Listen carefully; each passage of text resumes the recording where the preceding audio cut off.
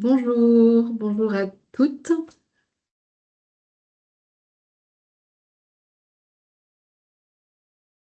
On va attendre, comme les semaines précédentes, peut-être une minute, une, 2 minutes, que tout le monde puisse se connecter. Bien.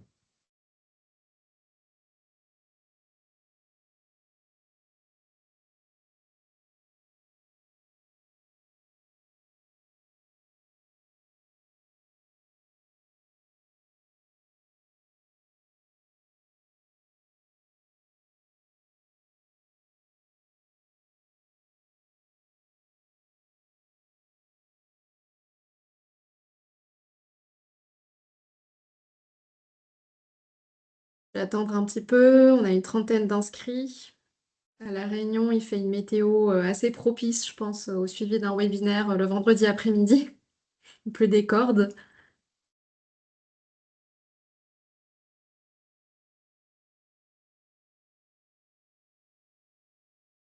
Bonjour, bienvenue à celles et ceux qui viennent de se connecter. On attend un petit peu que tout le monde arrive.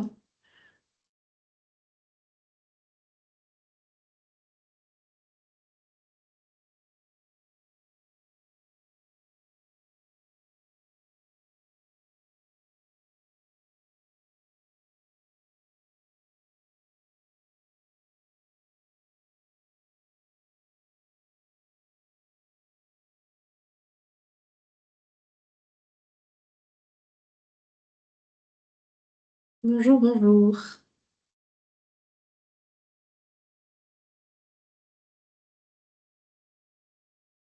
Mm. Bon, je vais commencer à introduire et puis les participants se connecteront au fur et à mesure. De toute façon, pour les habitués, hein, depuis quelques semaines, vous savez que j'ai toujours ce temps de présentation de l'ARB au début. Donc, vous avez largement le temps d'aller prendre un café, un thé, de vous installer. Bienvenue à ce cinquième et dernier webinaire de ce cycle, hein, organisé par l'Agence régionale de la biodiversité pour vous présenter les subventions, les aides financières qui existent sur le territoire de La Réunion pour porter des projets en faveur des milieux aquatiques, terrestres, marins. Donc c'est un cycle qu'on organise pour la première fois. Et comme c'est le dernier webinaire de la série, bah, je vous dirai un petit mot sur les suites en toute fin. Je suis accompagnée aujourd'hui par Benoît Morel de la Dragès, c'est un service déconcentré de l'État. Bon, il vous le présentera tout à l'heure. Et il va vous Bonjour. parler d'un fonds, ouais, qui est pour les associations et qui leur permet, vous allez voir, voilà, d'avoir de la montée en compétences, notamment de la formation.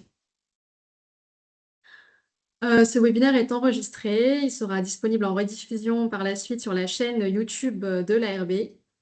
Je vous enverrai aussi le support et tous les liens utiles qu'on va présenter par mail. Et nous compilons les questions-réponses. Alors, si vous avez des questions qui viennent au fur et à mesure, je vous invite à les inscrire dans le fil de discussion, de conversation, de chat qui est disponible sur Teams. Après la présentation, on répondra à un maximum de questions et de toute façon, on les compile, on répondra par écrit et on vous renverra le fichier d'ici peut-être un mois à peu près. En tout cas, avant la fin de l'année. C'est bon pour moi, Benoît. Ben, je te laisse mettre mes diapos sur l'ARB. Alors, moi, je représente l'Agence régionale de la biodiversité, donc l'ARB de La Réunion aujourd'hui. C'est un établissement public qui a été créé officiellement en 2023, qui est opérationnel depuis le début de cette année, qui est copiloté par 4 structures fondatrices, hein, le Conseil régional, le Conseil départemental, l'Office français de la biodiversité et l'ADEAL, côté État. Mais dans notre conseil d'administration, on a une trentaine de structures membres qui représentent toute la société, des représentants socio-économiques, associatifs, scientifiques aussi, différents établissements publics. Notre objectif principal, c'est de mettre en réseau les acteurs qui agissent en faveur de la biodiversité à La Réunion. Donc nous, on a une équipe de 5 personnes actuellement. On n'a pas forcément des compétences naturalistes très poussées, mais par contre, notre mission, c'est de maîtriser ce panorama des acteurs, le qui fait quoi, et de pouvoir orienter les porteurs de projets vers les personnes ressources à La Réunion. Du coup, pour favoriser vraiment des coopérations, des mises en commun de compétences pour des initiatives en faveur de la biodiversité terrestre, aquatique, marine. Et notre projet s'articule autour de 4 missions voilà, qui sont présentées. Déjà, l'idée de mobiliser, sensibiliser des publics qui sont éloignés aujourd'hui des enjeux de biodiversité pour vraiment les sensibiliser et les accompagner vers de la mise en action.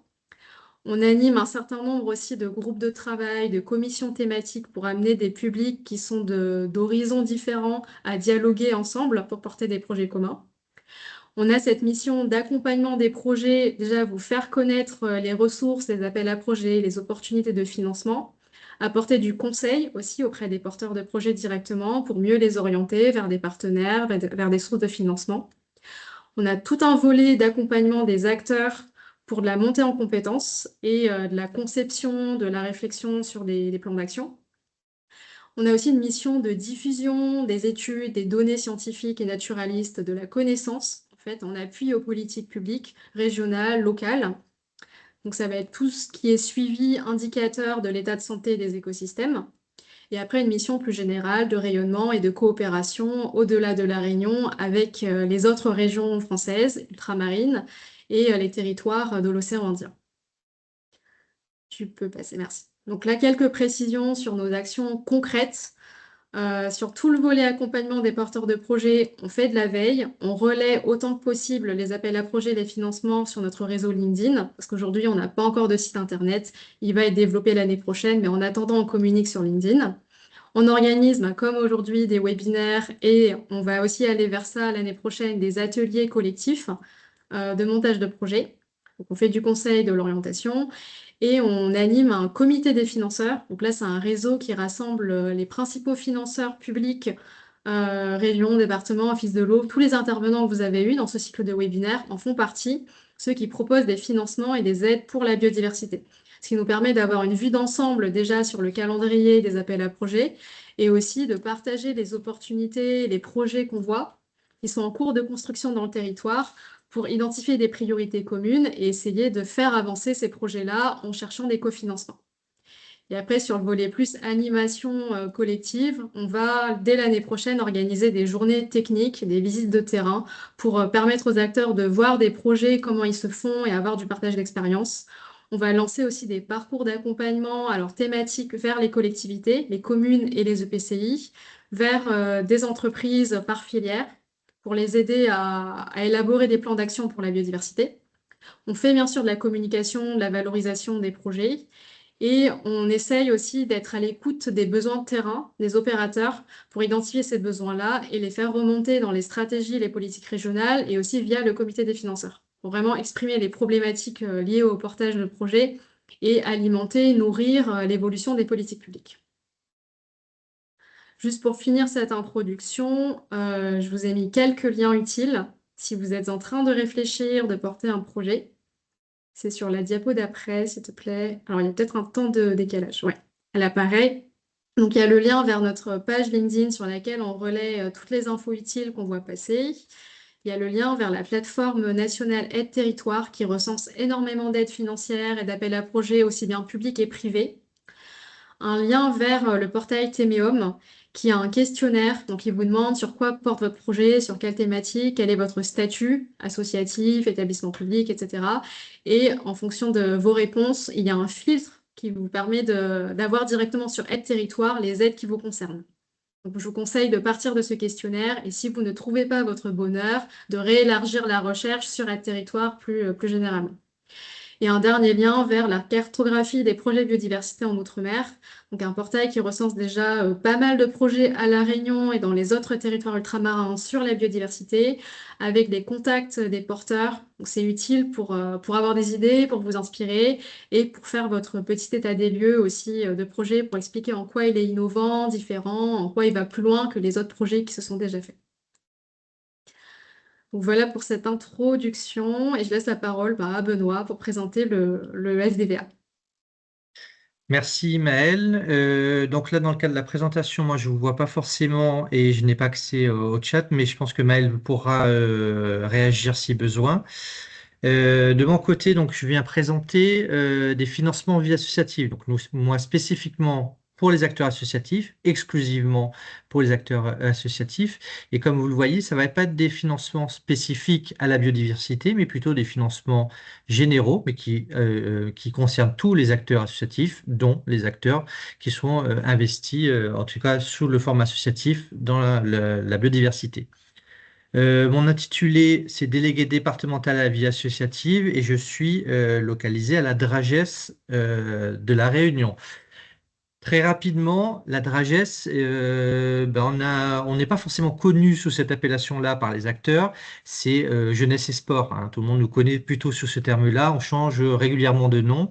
On s'appelle Dragesse là depuis un peu plus de 5 ans parce qu'on est maintenant une délégation donc régionale, académique à la jeunesse et à l'engagement au sport. Donc tout simplement, on a un rattachement hiérarchique au rectorat. C'est le recteur qui est notre autorité hiérarchique sur les personnes qui sont placées sous sa responsabilité, mais avec une autorité fonctionnelle sous le préfet. Donc, c'est pas simple à s'y retrouver, mais c'est juste pour vous dire, voilà, ça reste les services jeunesse et sport. D'un point de vue administratif, il y a eu une évolution là ces dernières années. On est situé à Saint-Denis, toujours sur le même site, sur le site de Belle-Pierre. Donc, on est là-bas depuis un certain temps et on va accompagner en tout cas sur un certain nombre de missions sur les politiques publiques qui sont liées au champ de la jeunesse, de la vie associative, de l'engagement, là, depuis cette appellation Dragesse, et aussi du sport, comme ça a été dit tout à l'heure. Un certain nombre de missions, de planification, de programmation, du financement, là, qui est l'objet de ce webinaire, mais aussi du suivi, de l'accompagnement et de l'évolution d'un certain nombre de choses. Donc, dans le cadre de cette présentation aujourd'hui, je vais vous présenter certes un fonds qui s'appelle le FDVA, mais je vais aussi vous présenter des moyens d'être accompagné techniquement sur de la formation, sur de l'accompagnement, si vous avez des questions qui ne concernent pas directement un financement, mais qui est très utile pour les structures associatives. Pour, euh, pour rapidement la composition de la Dragesse, donc il y a un pôle jeunesse, éducation populaire et vie associative. J'en fais partie. Sur ces missions-là, on a tout ce qui concerne les accueils collectifs de mineurs, c'est-à-dire anciennement les colonies, les centres aérés, comme on appelait ça avant. On est aussi dans la continuité ou complémentarité éducative, c'est-à-dire que pour se détacher des missions qui sont réalisées par les autres collègues du rectorat, nous on intervient bien sûr hors temps scolaire, donc on prend le relais pour la sécurité des mineurs notamment, mais on est aussi sur après des dispositifs d'engagement comme le service civique que vous devez connaître sans doute, et notamment ça pourrait peut-être être l'occasion de présenter le service civique écologique qui a été sur l'expérimentation qui est en cours actuellement. Donc voilà, il y a des dispositifs qui doivent vous parler. On est aussi en charge d'éléments sur la mobilité internationale, donc tout ce qui est en lien avec les jeunes, mais la mobilité, des programmes Erasmus, par exemple. On est aussi sur la coordination des structures d'information jeunesse. Et en tout cas, moi, ce qui me concerne, l'accompagnement et le soutien des associations. Très rapidement, sur les autres pôles, les collègues du pôle sport ont des missions pareil, de protection du public, mais aussi d'emploi, de développement du sport pour tous, sport santé. On a un pôle parcours de formation et d'engagement. Donc là, on va habiliter ou on va certifier des organismes pour pouvoir dispenser des formations professionnelles dans ce cadre-là, pour le sport ou pour l'animation dans ce cadre-là. Et après, pour information, on a donc des missions qui sont un peu euh, électrons libres, on va dire, lutte contre les dérives, et notamment les dérives sectaires, et la partie délégation départementale à la vie associative.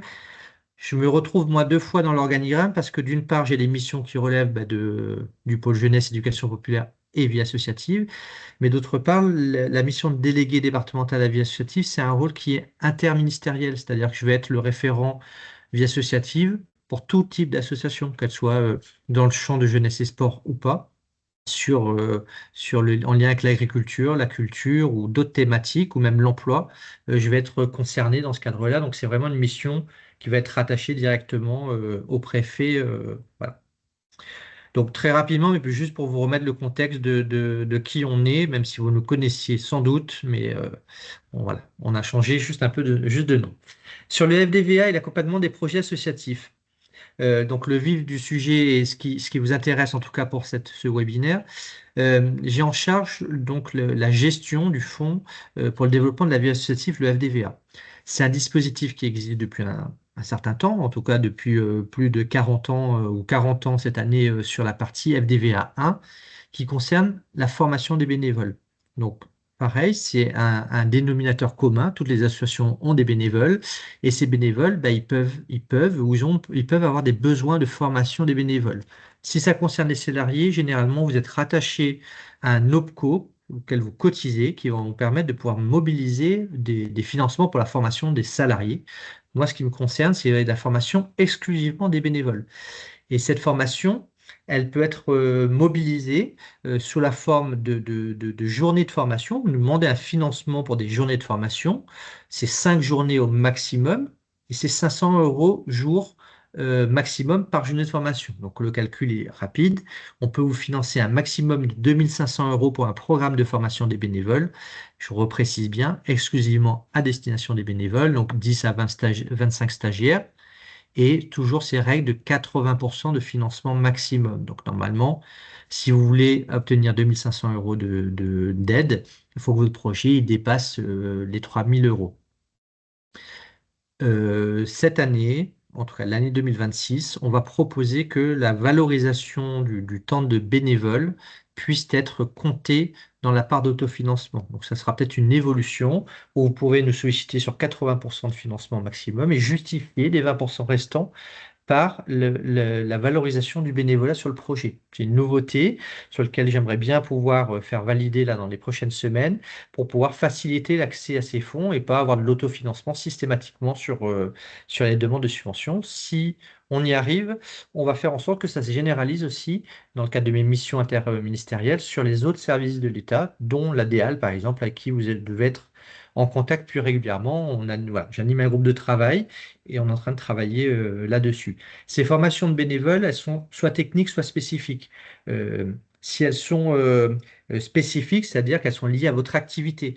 Ça peut être, je sais pas moi, on fait de la science participative, on a besoin de bénévoles et formés euh, le- sur les espèces exotiques envahissantes. Et ben, on a besoin aussi de former ces bénévoles parce qu'ils seront amenés à nous aider à encadrer des groupes et on a besoin de les former.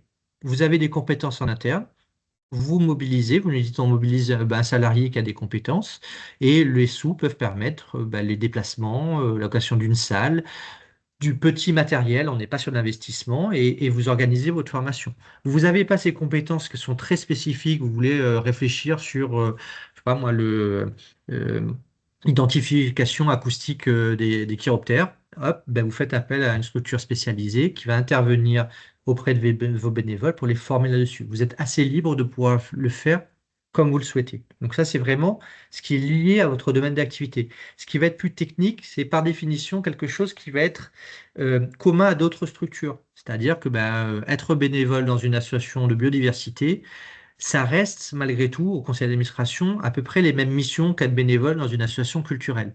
Donc vous allez peut-être avoir des besoins sur écrire son projet associatif, le fonctionnement de l'association. Dans ces cas-là, vous nous sollicitez sur ce volet technique.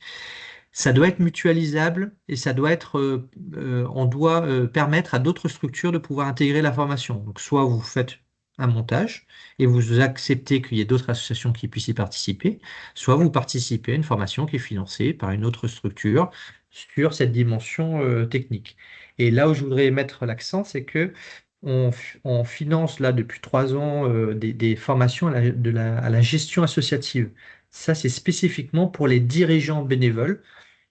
On a besoin, même si le président, la trésorière, peu importe le rôle, est là depuis un certain temps dans l'association, elle a peut-être besoin à des moments de se remettre à jour. Et on a des formations qui sont proposées par des organismes habilités, on en a 5 sur l'île, qui permettent de pouvoir, alors, gratuitement, j'aime pas ce mot-là, puisqu'il y a un coût, mais pour le stagiaire, c'est gratuit, parce qu'on prend en charge cette subvention, va permettre d'accompagner. Alors, assez lourd, hein, environ 6 journées de formation, mais ça permet alors d'obtenir un certificat de formation en gestion associative, mais surtout vraiment de savoir de A à Z la gestion d'une association, la création, la mise à jour, les demandes de subventions, les partenaires. Donc c'est à la fois pour les dirigeants actuels, mais aussi pour encourager des vocations et notamment l'accessibilité des jeunes à ces formations parce que derrière, il y a aussi un enjeu de renouvellement des conseils d'administration. Alors, certaines associations n'aiment pas qu'on le dise comme ça, mais il y a malgré tout un rajeunissement qui est nécessaire dans l'idée de se dire, il y a une nouvelle génération qui arrive avec d'autres façons de faire, qu'on puisse les former voilà, à la base. Donc, formation des bénévoles, un point important, alors, à la mesure de nos moyens, 80 000 euros, pour nous, c'est assez important. Ce n'est pas des grosses sommes de plusieurs centaines de milliers d'euros comme sur d'autres partenaires, mais c'est spécifiquement voilà, pour ces associations. Et avec ces sommes-là, on arrive à avoir à peu près 1200 bénévoles, en tout cas, qui sont proposés, être formés sur l'ensemble du dispositif. Le deuxième point, le FDVA2, c'est quelque chose de nouveau depuis 2018. C'est quelque chose, vous avez peut-être déjà entendu parler, avant on appelait ça des réserves parlementaires. Donc nos élus, députés, sénateurs du territoire avaient à leur discrétion une enveloppe qui leur permettait de financer des projets structurants, mais aussi soutenir des associations sur leur territoire, en tout cas sur lequel ils avaient été élus.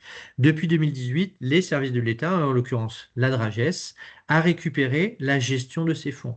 Alors, on a récupéré la gestion de ces fonds, mais pour autant, on réunit une commission territoriale avec les différents services de l'État, des acteurs associatifs, les députés, les sénateurs, et on va définir ensemble des priorisations et une répartition de ces fonds. Donc là, on est déjà sur une somme qui est un peu plus importante. On arrive quasiment à 600 000 euros ces dernières années. Alors 600 000 euros, ça peut paraître en tout cas beaucoup vu comme ça, mais derrière, on accompagne beaucoup d'associations. Donc, si vous faites le calcul des 167 associations et 580 000 euros, on est sur des demandes qui sont de l'ordre de 3 à 5 000 euros, même si c'est ouvert entre 1 500 et 10 000 euros de financement. On est plutôt sur une moyenne là, cette année de 3 500 euros à peu près de financement. Ce qu'il faut entendre là-dedans, c'est que c'est la possibilité pour toutes les associations, dont les associations de biodiversité, de nous solliciter en premier point sur du fonctionnement. C'est tellement rare de nos jours d'avoir encore la possibilité d'avoir des financements de fonctionnement que voilà, c'est mis en avant. C'est-à-dire que vous nous dites bonjour, je suis telle association, je travaille, mon activité est en lien avec l'environnement à tel endroit. Ça suffit pour vous financer. Vous n'avez pas besoin de monter un projet pour nous dire on va mener tant d'actions à destination des scolaires ou temps scolaires ou telle chose. On vous aide sur le fonctionnement. On n'a pas besoin d'étudier plus que ça. Après, on va quand même étudier vos budgets, vos éléments statutaires pour voir si ça correspond aux critères que l'on donne, mais on n'a pas besoin de projet spécifique. Vous pouvez nous solliciter sur des projets innovants. Si vous estimez que vous avez un projet innovant, je ne sais pas, moi, vous mêlez la protection de l'environnement et la pratique du sport, parce que vous avez fait un partenariat avec un club de canoë-kayak et vous faites des actions de découverte de l'environnement en canoë, par exemple, ça peut être un projet innovant et ça peut être l'occasion de nous le présenter, peut-être nous solliciter pour avoir un financement un peu plus conséquent. Voilà. Dans la limite de l'enveloppe qui est indiquée, 1 510 000 euros, et surtout en ayant connaissance qu'on est en moyenne de l'ordre de 3 500, 4 000 euros, et sur des projets, on va dire coup de cœur, on arrive à monter à 5 000 euros. C'est à peu près ça qu'il faut avoir en tête. Dans les priorisations, ça ne veut pas dire que c'est exclusif, c'est notamment un fonds pour permettre de financer les petites associations qui ont moins de 2 équivalents temps plein à l'année. Donc ces petites associations n'ont pas forcément tout le temps les capacités pour monter des appels à projets, pour répondre à des appels à projets. Donc il y a une priorisation. Mais on finance aussi les têtes de réseau, des associations plus grandes, mais c'est un des critères qui nous permet de le voir. Sur les autres critères, on va les fixer là dans 15 jours quand on réunit notre commission. Cette année, il y avait par exemple l'inclusion de personnes en situation de handicap. C'était une des priorisations qu'on voulait faire. Il y avait aussi des actions en lien avec les violences faites aux femmes en plus. Alors, c'est peut-être plus éloigné de votre activité, mais c'est d'autres priorisations. Sinon, le reste, comme je vous l'ai dit, ça reste du fonctionnement global pour vos demandes. Donc tout le monde est techniquement concerné par cette demande de subvention. Donc l'appel à projet va être lancé mi-décembre. On a une commission début décembre. On fixe les priorités, on lance ça début décembre et on a à peu près jusqu'à mi-février ou fin février pour y répondre Et après, il y a une phase d'instruction, hein, on reçoit plus de 400 dossiers, donc ça prend un certain temps pour les étudier, et avec une réponse généralement vers mi-mai à peu près. Voilà en tout cas sur ces éléments. Je vous ai mis dans un diapo, je reviendrai peut-être pas en détail, mais c'est pour information vu que le support vous l'aurez. Voilà un petit peu un exemple d'acteurs que j'ai identifié dans le champ environnement, biodiversité qu'on a financé ces dernières années sur de la formation des bénévoles ou fonctionnement projet innovant. Donc vous voyez, bah, peut-être que parmi vous, vous vous êtes retrouvés dans ce listing. En tout cas, c'est des associations que vous connaissez sans doute. Donc voilà, c'est ouvert à tout le monde et les acteurs la biodiversité peuvent et doivent s'en emparer s'ils souhaitent voilà, avoir un complément de financement et pouvoir mener à bien leur projet. Le deuxième volet, en regardant le temps sur les 5 dernières minutes qui restent, ou 6 minutes, je voulais, alors très rapidement, là je vous l'ai mis aussi, j'y vais assez rapidement, voilà la répartition des projets qui sont validés en 2025 sur le territoire. Cette cartographie, moi, elle a une utilité, c'est pour pouvoir aussi agir sur les territoires où on a des chiffres qui sont plutôt bas, où il y a pourtant des associations, ils n'ont pas forcément connaissance de ce fonds. Donc, pour moi, c'est aussi ma feuille de route de me dire, ben, la partie Est, la partie idéo et la partie Sud, c'est des territoires sur lesquels on va vraiment investir en termes de communication et de relais pour que le tissu associatif ait bien connaissance de ça. Et à contrario, bah, les grands centres, Saint-Pierre, on va dire Saint-Paul, Saint-Denis, dans une moindre mesure Saint-Benoît, on a aussi des relais associatifs sur place.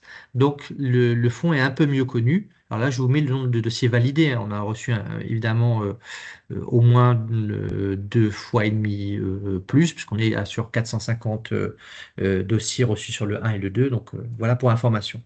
Et pour ça, pour réussir à accompagner ces acteurs, on a mis en place un réseau qui s'appelle Guidasso. C'est une dynamique nationale, mais qu'on a déclinée à La Réunion, on va dire, euh, d'un point de vue opérationnel depuis un an. Septembre 2024, les premiers acteurs sont labellisés. L'idée, c'est pouvoir se dire que vous êtes acteur associatif, porteur d'un projet associatif, vous avez une question, peu importe l'objet de la question, que ce soit sur le financement, sur la formation des bénévoles, sur l'aide à la structuration, sur construire son projet associatif, aider à réécrire les statuts, vous pouvez avoir une porte d'entrée à proximité de votre structure qui est labellisée Guidasso. La première porte d'entrée, c'est des structures associatives ou collectivités qui sont labellisées orientation. Elles vont pouvoir vous dire, par rapport à votre demande, ben, je peux vous donner vraiment le premier niveau d'information, mais si vous avez besoin d'aller plus loin par rapport à votre demande, vous pouvez solliciter le label Guidasso Information. Information, pareil, collectivité ou association, on en a 4 à l'heure actuelle, vont être en capacité de vous accompagner jusqu'à un certain point. Et le label Guidasso Accompagnement Généraliste, c'est vraiment, alors malgré son nom qui s'appelle Guidasso Accompagnement Généraliste, il faut vraiment voir ça comme le médecin généraliste. Il est capable de pouvoir intervenir sur tout type, alors je vais dire de pathologie, c'est peut-être pas un mauvais jeu de mots, mais sur tout type de questions liées aux associations. Il est compétent et expert en vie associative. On en a 4 sur l'île, répartis sur 4 territoires, nord, est, ouest, sud. Donc là, vous avez un référent vie associative qui va mobiliser des formations, qui va faire des journées d'information sur les fonds qui sont disponibles, qui va relayer, qui va être aussi labellisé sur un certain nombre de dispositifs, qui va pouvoir mobiliser pour les acteurs gratuitement des dispositifs d'accompagnement. Et on a, depuis cette année, des spécialisés. Donc, on a des guides asso spécialistes et guides asso DLA qui sont spécialisés sur un domaine. C'est-à-dire que, bah, par exemple, dans les spécialistes, on a un spécialiste sport. Donc, une association qui vient voir pour créer une association sport. Le généraliste va accompagner sur la création de l'association. Mais s'il y a quelque chose qui est spécifique à un code du sport ou à un fonctionnement qui doit être lié au code du sport, on a la tête de réseau Comité régional olympique et sportif qui est labellisé spécialiste sport. Et donc, on va renvoyer vers cet acteur-là. Pareil, on en a sur l'animation de la vie sociale, sur l'éducation populaire. Pour information, on n'a pas de guide asso spécialiste environnement biodiversité. On aimerait bien en avoir un. On aimerait bien identifier une structure en capacité de pouvoir dire je joue ce rôle de de spécialistes sur ce domaine-là et je suis en capacité d'accompagner spécifiquement sur des questions liées à ce champ d'activité. Donc ça, n'hésitez pas voilà, à aller taper à la porte de ce réseau, voire même vous proposer d'intégrer ce réseau en tant que structure. Et pourquoi pas, enfin, en début d'année prochaine, on lancera un autre appel à candidature d'avoir un spécialiste environnement biodiversité parce que c'est un besoin qu'on a identifié. Très rapidement, Guilasso DLA, donc dispositif local d'accompagnement. Pour certains d'entre vous, vous devez déjà connaître ce dispositif. Donc, c'est réservé aux associations employeuses et ça permet d'avoir un accompagnement 360 degrés sur mobiliser un expert qui va venir vous accompagner spécifiquement sur les questions que vous avez, donc modèle socio-économique, communication interne, externe, rentabilité, etc. Le DLA existait bien avant Guidasso. Il est labellisé Guidasso DLA là, officiellement et automatiquement depuis août.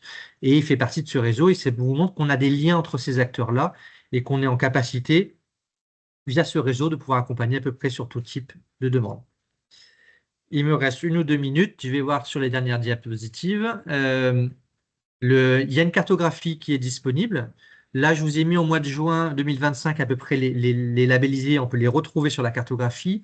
On a fait un point la semaine dernière. Je n'ai pas eu le temps de remettre à jour le support, mais on est plutôt à 54 à l'heure actuelle. Il est en perpétuel mouvement. Dès qu'on a le retour d'une convention, d'une collectivité, des fois ça met 1 an et demi, on met à jour la cartographie. La cartographie, c'est l'élément qui est mis à jour et qui c'est la base, en tout cas, de ce réseau. Donc, vous voyez, bon, on a un réseau qui est assez dense. Il y a encore une zone dans le sud ou dans l'intérieur qui nous reste encore à aller prospecter, mais il est plutôt assez dense par rapport au territoire et il fonctionne plutôt pas mal. Donc voilà, là-dessus, il y a des supports de com. Donc je vous ai parlé du site internet. Il y en aura un spécifique bientôt. On est en train de le travailler pour la fin de l'année. Mais sinon, on a le principe d'un flashcode sur nos outils qui permet de renvoyer vers la cartographie et vers cette page Guidasso. Donc c'est un dispositif que je co-anime avec le mouvement associatif de la Réunion, qui est la tête de réseau des têtes de réseau du territoire. Donc pareil, pour vos associations, vous faites partie pour certaines de réseaux nationaux spécialisés dans l'environnement biodiversité, mais vous pouvez aussi faire partie de réseaux locaux qui peuvent aussi faire partie de cette tête de réseau. L'objectif, c'est pas de multiplier les têtes de réseau, mais l'avantage, c'est de pouvoir faire entendre vos revendications, vos points, vos préoccupations aussi via ces têtes de réseau. Et moi, mon rôle, c'est de justement d'être en lien avec ces différentes têtes de réseau pour pouvoir adapter nos politiques publiques sur le territoire, organiser des rencontres en préfecture pour pouvoir voilà, faire évoluer les choses. Donc, en tout cas, n'hésitez pas à aller vous connecter et par ce principe de flashcode, d'être en capacité de pouvoir accéder voilà, au contact des 4 accompagnateurs généralistes comme on le voit sur la cartographie à droite ou sur d'autres contacts éventuellement. Hop, j'en Merci ai fini beaucoup. pour mon intervention. Ouais. Merci beaucoup. Alors pour l'instant, il y a une question. Est-ce que les associations qui sont spécialistes sur une thématique dans le réseau Guidasso sont rémunérées pour leur accompagnement, leurs interventions? Directement, non. Le dispositif, le dispositif, il fonctionne. Moi, j'ai un financement que je mobilise et on a des financements locaux, conseil régional, CAF, ministère des Outre-mer qu'on mobilise sur les accompagnateurs généralistes. Parce que le cahier des charges les oblige à avoir une personne dédiée, formée, experte, qui y consacre au minimum un mi-temps sur ces questions-là. Donc, on va financer ce mi-temps et il y a aussi une période d'ouverture. Sur tout ce qui est autre label, dont spécialiste, pas de financement direct. Mais indirectement, dans le cadre de mes campagnes FDVA, depuis 2 ans, on met aussi un des critères de priorisation qu'on en a commun ces 2 dernières années. Vous faites partie du réseau Guidasso, donc vous nous aidez, vous contribuez au réseau. Donc c'est un critère de priorisation pour ces fonds de développement vie associative. Si on a le choix entre 2 structures parce que l'enveloppe ne le permet pas, on va favoriser celle qui va être labellisée parce que c'est un des critères de priorisation. Deuxième point, j'ai la possibilité, on ne le traite pas aujourd'hui, de mobiliser des postes FONGEP pour accompagner les associations sur la pérennisation d'un poste, sur des conventions de 3 ans, 6 ans, voire 9 ans. C'est de l'aide que je peux mobiliser sur vos structures également, si elles répondent à certains critères, et qui peuvent permettre de pouvoir renforcer le modèle économique, notamment si vous êtes labellisé. Donc, toutes les structures qui sont spécialistes, qui ont été labellisées, je les aide. mais pas directement vers ce dispositif, via d'autres dispositifs que j'arrive à mobiliser pour m'assurer que s'il y a une charge de travail supplémentaire, elle est au moins prise en charge par d'autres sources de financement. D'accord, merci pour ta réponse. Il n'y a pas forcément d'autres questions pour l'instant, mais après moi j'en ai, donc je peux les poser. On a quelques participants de Mayotte. Est-ce Oui. que tu sais si le dispositif Guidasso existe aussi à Mayotte et le FDVA? Bien sûr, Oui. alors le FDVA est commun sur tout le territoire. On a des campagnes qui sont à peu près sur les mêmes temporalités. La différence sur les territoires qui sont pas outre-mer, c'est qu'il y a un volet régional et un volet départemental. Pour Mayotte comme pour La Réunion, c'est bien un volet régional qui gère le tout, à la fois la formation des bénévoles et le fonctionnement innovation.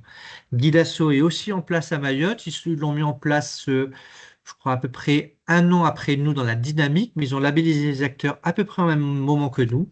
Il fonctionne. Il est animé aussi par la Dragesse et en co-animation avec la CRES localement et permet de pouvoir apporter cette réponse de proximité. D'accord. Merci. Sur le FDVA2, tu mentionnais les projets innovants. Oui. Finalement, est-ce que tu as une grille de critères qui permet de préciser ce qui est innovant ou pas?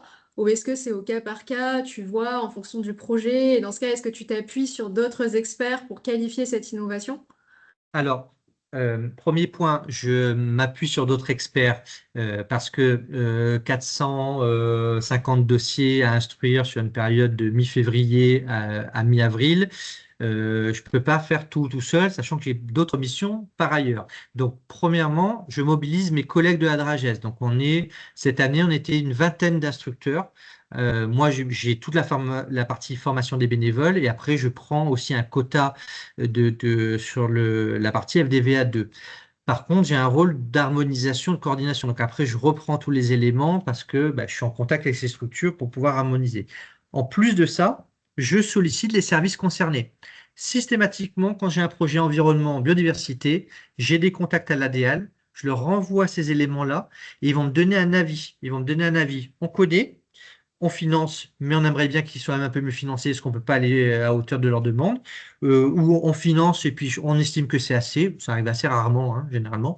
Donc on a vraiment cet échange-là avec les collègues de l'ADL, comme on a aussi ces échanges-là avec la direction, la DETS pour les quartiers positifs de la ville ou d'autres domaines, comme sur la culture avec la DAC, la DAF, et la préfecture. Il y a vraiment un échange de données permettant d'avoir une bonne visibilité de qui finance quoi. Et dans le cas de Guidasso, l'objectif est de créer aussi ces relations-là aussi avec les collectivités locales, régions, départements et communes. Les communes qui adhèrent au réseau Guidasso peuvent me faire remonter leur financement, me dire, ben, nous on a financé, pareil, le FDVA peut venir en cofinancement. Donc ça, c'est vraiment le premier point. Et sur la partie projet innovant, il n'y a pas de définition. La seule chose que je peux dire, c'est qu'il y a des structures qui nous sollicitent sur un projet innovant parce qu'il est innovant la première année. Ils nous sollicitent la deuxième année sur le projet innovant, la suite. Très bien.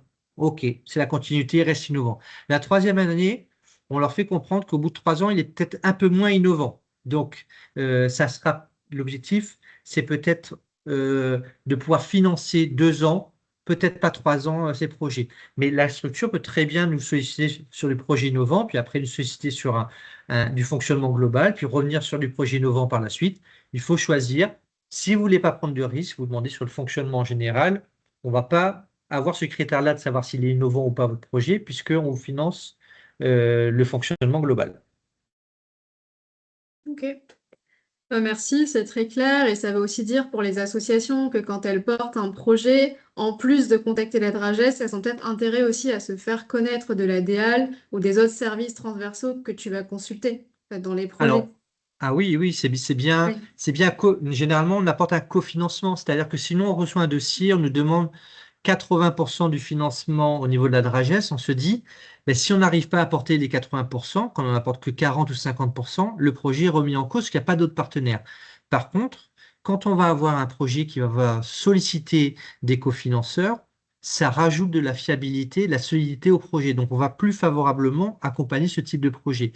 Et encore plus, si vous êtes dans une association dans le cadre de l'environnement et de la biodiversité, vous mettez un partenaire avec la DEAL, on ne va pas aller analyser en détail quel type de projet vous faites, ce n'est pas le rôle de la DRAGES, c'est le rôle de la DEAL. Et si la DEAL a donné un avis, ça veut dire que le projet correspond à un objectif pareil. Si c'est une collectivité, une commune qui a mis un avis favorable, ben, c'est eux les experts sur le terrain de l'association et se dit, ils ont déjà fait ce diagnostic-là. Donc nous, on se base beaucoup sur ces cofinancements pour pouvoir rajouter peut-être un bonus supplémentaire. Donc les projets seront mieux, euh, auront plus de chances de passer s'ils mobilisent des cofinancements. Ok.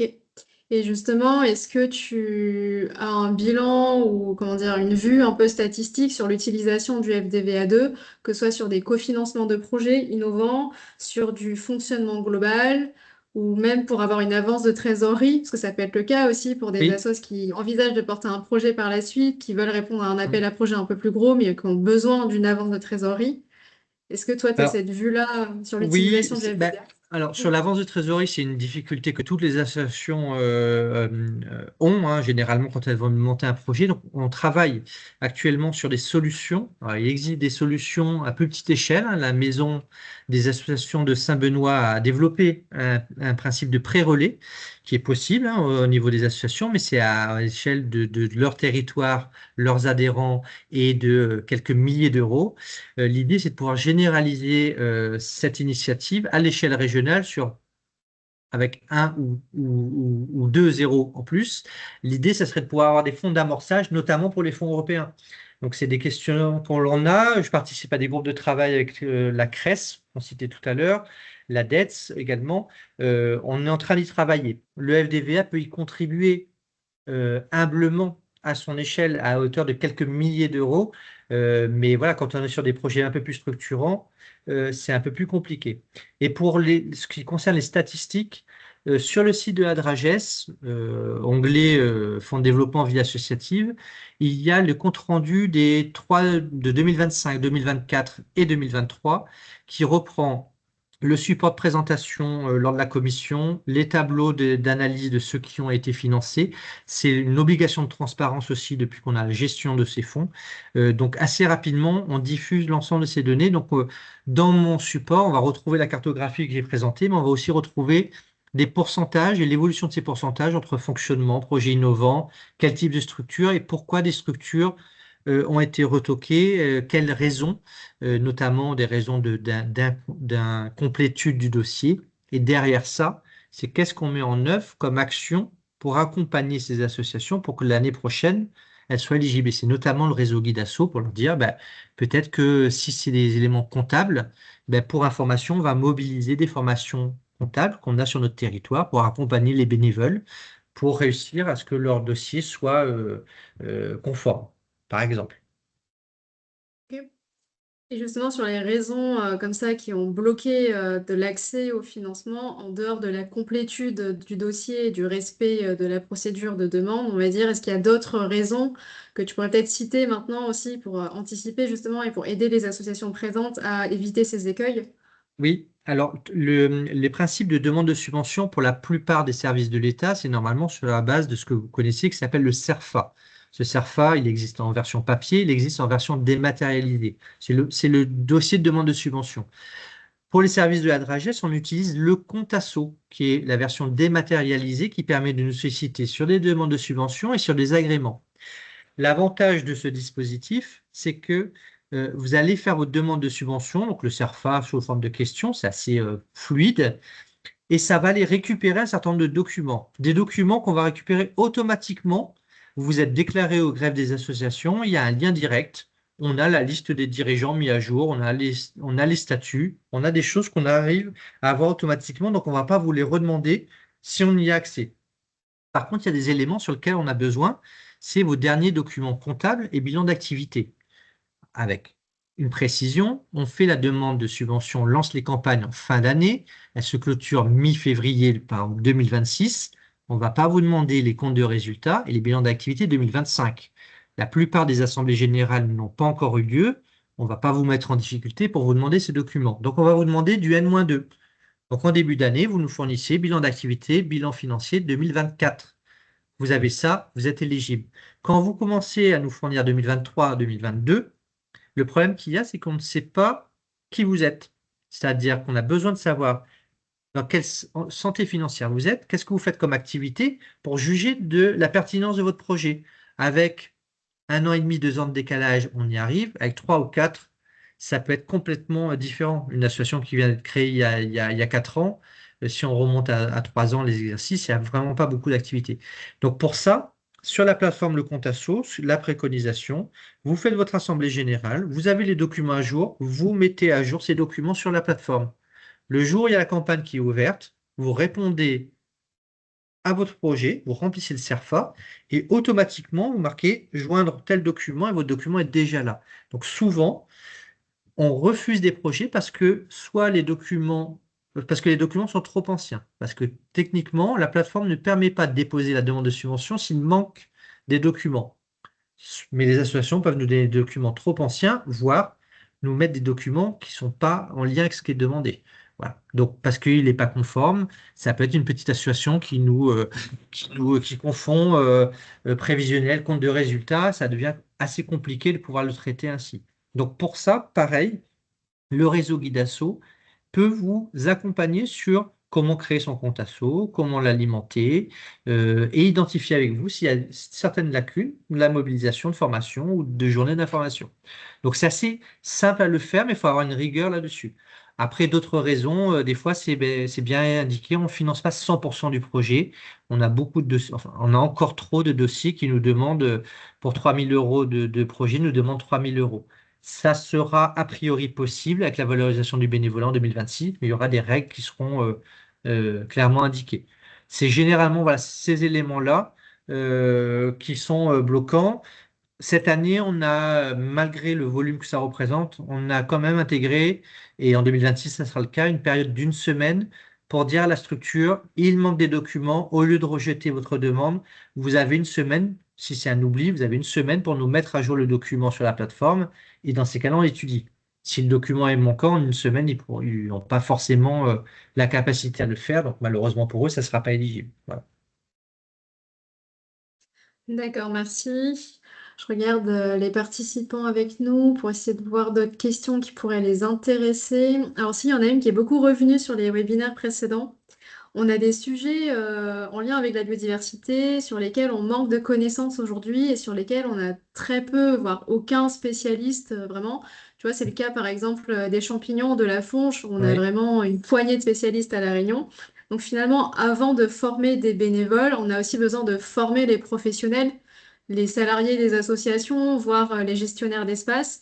Est-ce qu'on peut solliciter comme ça le FDVA pour une montée en compétences collective inter-association, tu vois? Alors, sur la partie 1, c'est exclusivement pour des bénévoles. Donc, Mhm. on ne pourra pas déroger à ça. C'est-à-dire que si c'est former des bénévoles, faire venir ou intervenir un spécialiste, c'est possible si c'est pour des bénévoles. Sur la partie FDVA2, on ne financera pas de la formation. Donc, directement, ça ne sera pas éligible non plus. Par contre, vous nous sollicitez pour du fonctionnement. On vous donne 3 000 euros, 4 000 euros, ça vous aide sur du fonctionnement. Si c'est 4 000 euros, vous êtes par ailleurs à financer une action de formation sur laquelle vous n'avez pas de financement, peu importe. Nous, l'argent, il est pour le fonctionnement de votre association. Et donc, ça vous aide dans ce que vous voulez. Mais vous n'avez pas besoin et vous ne pouvez pas monter le projet spécifiquement que sur la formation. Parce que normalement, il existe, je vous l'ai dit tout à l'heure, vous adhérez à un organisme qui collecte des fonds pour la formation des salariés qui vous permettent de pouvoir mobiliser de la formation professionnelle. Et il me semble qu'il y a des dispositifs où des fois on a des formations professionnelles dans le cas de Temeum, par exemple, qui permettent de financer sur des cas très spécifiques les acteurs selon une thématique. Donc peut-être que c'est aussi aux acteurs de pouvoir faire remonter cette priorisation de thématiques et peut-être que Mhm. voilà, il y ait une structure qui soit porteuse d'une formation via Temeum ou ailleurs qui sera en capacité Mhm. d'organiser cette formation. Donc voilà, moi la réponse est directement non. Dans le cadre de Ok. votre fonctionnement, vous le faites, vous nous demandez la subvention, on vous donne 3 000 euros. À la fin, vous nous justifiez que ça a bien été utilisé dans le cadre du fonctionnement global de la structure. Si ça vous a aidé à financer une action qui était déficitaire, tant mieux. c'est tant mieux, vraiment, il n'y a pas de problème. Par contre, vous ne justifiez pas spécifiquement parce qu'on ne peut pas avoir des éléments d'investissement ou de formation sur le FDVA2. Ok. Moi, c'est très clair. Et oui, effectivement, il y avait aussi des demandes plus sur le compagnonnage dans le cadre du dispositif Temeum qui permet Mhm. de favoriser comme ça de l'apprentissage par partage d'expérience avec un organisme ou une structure qui a déjà un peu plus d'avance sur le sujet. Mm. Ok, et ben, je crois qu'on a fait le tour des questions. Je vérifie le fil de discussion et la section questions-réponses. Non, je crois qu'on a fait le tour. Ouais, on est bien par rapport au temps. Mais je vais conclure dans ce cas. Merci beaucoup Benoît pour les explications, pour la présentation. C'était vraiment clair. Je reprendrai les questions par écrit aussi pour que tu puisses y répondre et qu'on envoie tout ça par mail Pas de aux problème. participants. Ah, je vois quelqu'un qui écrit. Est-ce que c'est une ultime question? On a encore un peu de temps. Non, c'était très clair et complet. Donc, c'est des remerciements, hein. Bravo, Benoît. Merci. Pour ma part, je vais conclure avec juste 2 diapos. Oui, alors c'est le dernier webinaire de ce cycle par l'ARB. On va en tirer un bilan. Si de votre côté, vous avez des remontées à nous faire sur le format ou sur des attentes pour de futurs webinaires, n'hésitez surtout pas. Je pense qu'on sera amené à reconduire ce format de webinaire. Alors, il n'y a rien d'acté aujourd'hui, mais moi, j'ai plusieurs idées en tête et j'aimerais bien l'année prochaine vous proposer d'autres webinaires sur des programmes de financement qu'on n'a pas pu vous présenter cette année, sur aussi, peut-être par opportunité, sur des appels à projets pour vraiment faire le focus sur des appels à projets en cours pour répondre à toutes vos questions. Je vous invite aussi à remplir le questionnaire. Le lien se trouve sur la diapo d'après. Ouais. Un petit questionnaire de demande d'accompagnement auprès de l'ARB si vous avez un projet, que vous avez des besoins, des questions, que vous ne savez pas trop vers qui vous tournez parmi tous ces financeurs et que vous préférez avoir un premier échange sur le projet. N'hésitez surtout pas à nous contacter, à remplir le questionnaire, ce qui nous permettra d'avoir déjà des informations sur votre projet pour être plus pertinent ensuite dans notre rendez-vous.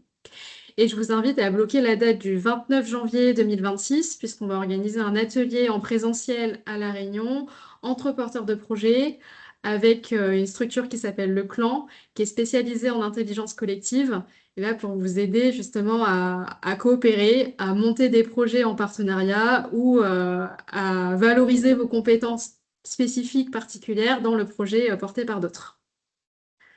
Je conclus là-dessus. Je vous enverrai bien par mail le diaporama, le support, tous les liens utiles. N'hésitez vraiment pas à réagir ensuite par retour de mail pour me faire remonter d'autres besoins. Et encore un grand merci à Benoît et à l'ensemble des intervenants de ces webinaires. Merci Maëlle. Il y a quelqu'un qui lève la main. Alors je ne sais, Mélissa, je ne Mais sais pas si je pourrais te donner la parole. Je vais essayer. Oui, je pense que c'est bon. Mélissa, tu peux essayer de parler. le micro semble éteint.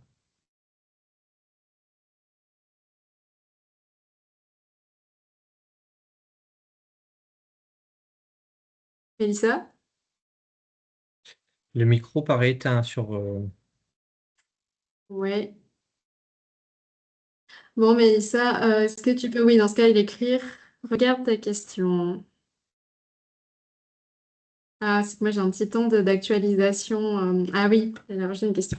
Désolée, Mélissa, c'est le petit temps d'actualisation de mon côté. Est-ce qu'on peut avoir un peu plus d'explications sur les services civiques écologiques? Alors, c'est pas mon domaine, j'ai une collègue qui est en charge de ça. Au niveau de la Dragès, on gère des services civiques, donc c'est une expérience qui est proposée pour des jeunes pour pouvoir s'engager. Donc ça ne remplace pas un salarié dans une structure, mais c'est pas non plus un stagiaire avec des missions limitées. C'est vraiment une mission d'engagement qui permet aux jeunes de pouvoir commencer, ça peut être un tremplin pour après trouver un travail, pour pouvoir s'engager sur des missions d'intérêt général. Et la Réunion a été choisie cette année pour l'expérimentation service civique écologique. Je vous invite à vous rapprocher de la SREPEN, si je ne me trompe pas, qui est le partenaire qui co-anime ce dispositif avec ma collègue Valérie Germain-Payette de la Dragès. Donc, si vous avez des questions qui me seront transmis. Je vous redonnerai les éléments et les coordonnées. Et l'idée, c'est de pouvoir s'engager sur des missions en lien avec l'environnement, la biodiversité. Il y a on est en pleine expérimentation. Je ne suis pas en capacité de vous donner les résultats parce qu'on est à mi-parcours, hein, ça a commencé il y a quelques mois. Voilà, je peux vous identifier les personnes à qui vous pouvez aller voir pour avoir plus de renseignements.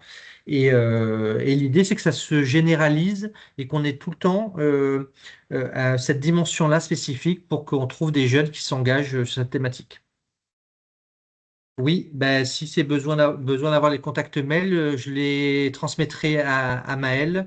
Je pourrais presque le faire là, sinon, mais ce sera plus simple avec du recul. Je vous enverrai les contacts de la personne à la SREPEN et de ma collègue Valérie.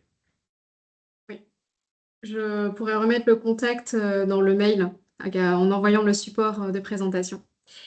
Et il nous faudra les contacts certainement à La Réunion et à Mayotte, du coup, puisque la personne qui pose la question m'a dit ça et à Mayotte, si tu les as. Ben, alors sur Mayotte, je ne peux pas vous garantir qu'il y ait une expérimentation service civique et écologique. Je n'en suis pas certain du tout. Nous, on a souhaité le faire, donc on s'est porté candidat. J'ai le contact à Maël justement. Bon, eh ben, très bien. Ben, moi, je donnerai ce qui concerne la Réunion. Super. Eh ben, merci pour cette dernière explication. Plus de questions, j'ai l'impression. Ok. Eh bien, on conclut là-dessus alors. Vraiment merci à l'ensemble des participants et on se tient au courant ensuite par mail s'il y a d'autres questions. Bonne fin de semaine, bon après-midi. Merci. Au revoir.